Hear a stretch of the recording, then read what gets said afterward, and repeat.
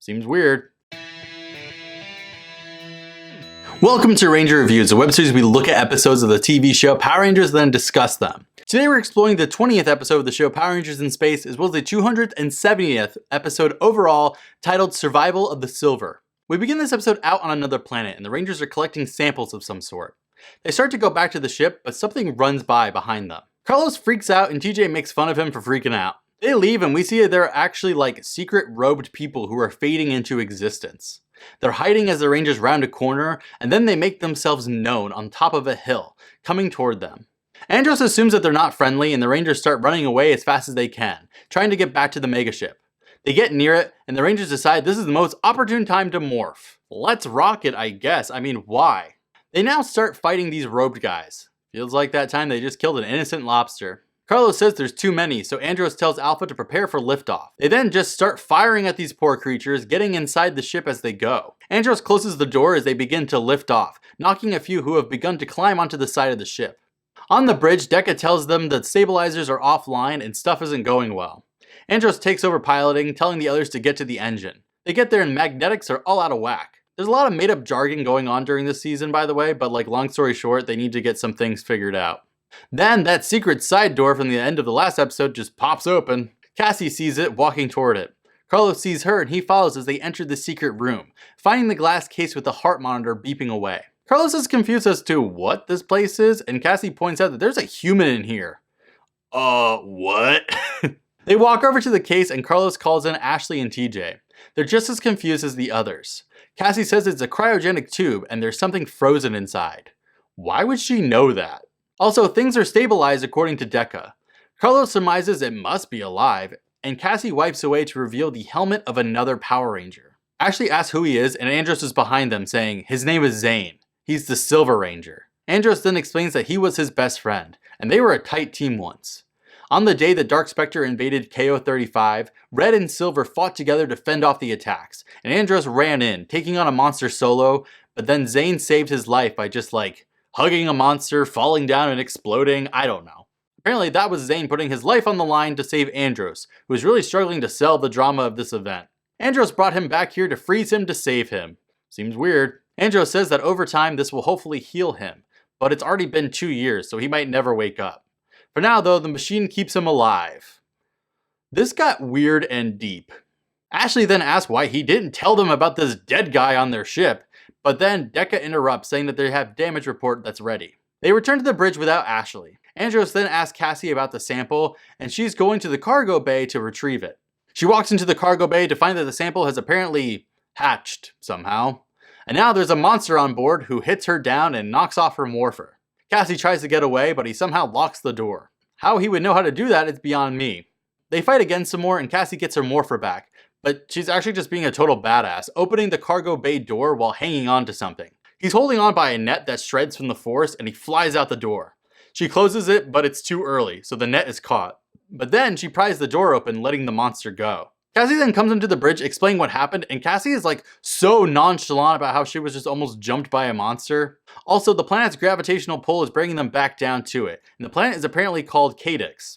They're preparing for an emergency landing. But TJ points out that the monster is still holding on somehow, now destroying panels from the outside. Way to go, Cassie. The ship then crash lands on Cadix, knocking the monster off as the Rangers recover in the bridge. TJ says they'll need to make external repairs now. The 5 morph Rangers run out, attacking the aliens that are just waiting for them. Never mind, maybe these aliens deserve to die. The aliens then start just running into the damn megaship, and Andros tells Dekka to seal all the doors. Now Alpha is just trapped in the bridge alone, surrounded, while they're attacking the outside. Cassie also just gets tossed onto the ground. Also, Zane's tube is now beeping really slow. The others outside aren't doing fantastic or anything, and the outside is actually getting absolutely wrecked. Then Zane flatlines, and somehow Andros can sense that something is wrong with Zane. What? Then Andros just drops his damn weapon in the middle of a fight and he just collapses to his knees, yelling how, "It can't be! He can't be!" Dude, what is going on? He then gets really angry, charging the aliens again, slashing through them all angry-like. Also, they're starting to pry open the doors to the bridge and Alpha's warning them to stop because he knows karate. I love Alpha. Then Zane's tube starts beeping again slowly, and things are beginning to defrost as his hand moves. Then the cover comes off of him and he's moving a little bit. Dun dun dun. Then the aliens run off, scared for some reason, and then they just start flying out of the ship. Then here comes the Silver Ranger, walking out of the megaship confused about stuff. He realizes that this looks like trouble, and he's immediately angry at this monster that hatched on the megaship.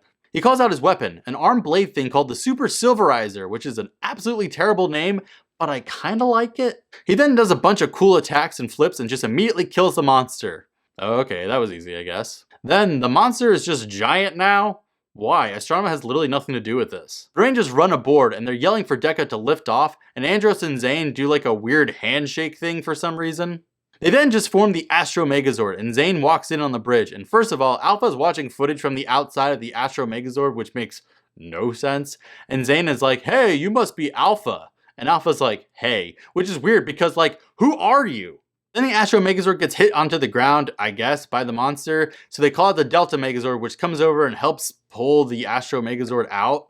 They then form the Astro Delta Megazord, which they then use to kill the monster with his flying power punch. RIP another monster who had no name or literally anything to do with Astronema. Seriously, he hatched and was scared and you killed him. On the bridge, Zane is facing away from the camera, talking to Alpha about how he did something before, clearly telling a tall tale. He refers to his morpher as the Digimorpher and refers to a silver cycle. The others are there secretly listening, and Zane turns around and he's definitely a Power Rangers level Brad Pitt guy. Andros then interrupts and he's so happy to see Zane.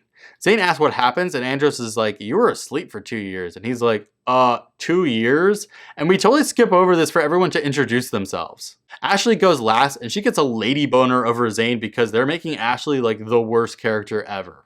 Zane is taken with her a bit and he says he's never met a female Power Ranger before. He literally just met Cassie. He then kisses her hand and Andros is visibly bothered by this.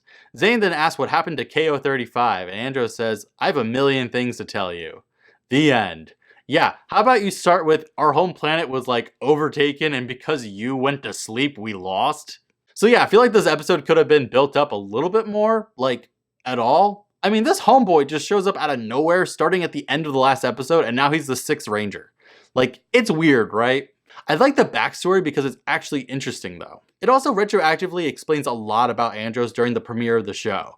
I mean, it's why he hated the idea of having a team because he had already lost a partner before. He didn't want to lose anyone else. And honestly, Zane has shown more personality in these 30 seconds than Carlos has shown all season, so I guess I cannot be mad at having another person on this cast. Just curious to see how they will develop this.